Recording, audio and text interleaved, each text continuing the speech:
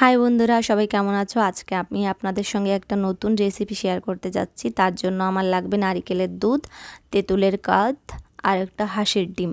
শুধু এ কটাই দরকার। তো এখানে আমি দেখছেন নারকেলের দুধটা আগে বের করে নিয়েছি, তার ভিতরে দিয়ে দিয়েছি তেঁতুলের কাঠ আর হলুদ লবণ। এটাই হচ্ছে এর ফর্মুলা। আর আপনার একটা হাঁসের ডিম, এখানে ডিমটাকে আগে ভালো করে ম্যাশ করে নিচ্ছি, মানে ভালো করে এটাকে ফেটিয়ে নিতে হবে।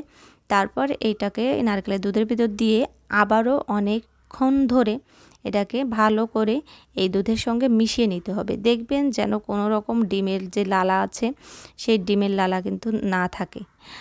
এই রেসিপিটা কিন্তু আমি আমার দিদি শাশুড়ির কাছ থেকে শিখেছি। দিদি শাশুড়ি মানে আমার দিদিমা, দিদিমার কাছ থেকে শিখেছি। এটা যে এত টেস্টি এবং এত মজা, আপনারা যারা মানে এটা রান্না করে খেয়ে দেখবেন, অনেক মজা। তো এখানে আমি কড়াইতে প্রথমেই সরিষা দিয়ে দিলাম। সরিষাটা কেটে উঠিয়ে রাখবেন, কারণ সরিষার একটা ফ্লেভার আছে, সেটা এটাতে থাকতে হবে, তার জন্য এটাকে উঠিয়ে রাখবেন।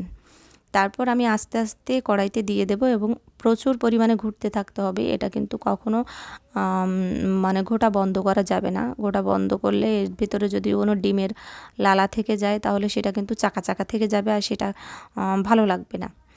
আপনারা এভাবে করে দেখবেন, এতে কোনো ডিমের গন্ধ আসে না, একদম মানে সেরকম লেভেলের স্বাদ আর কি।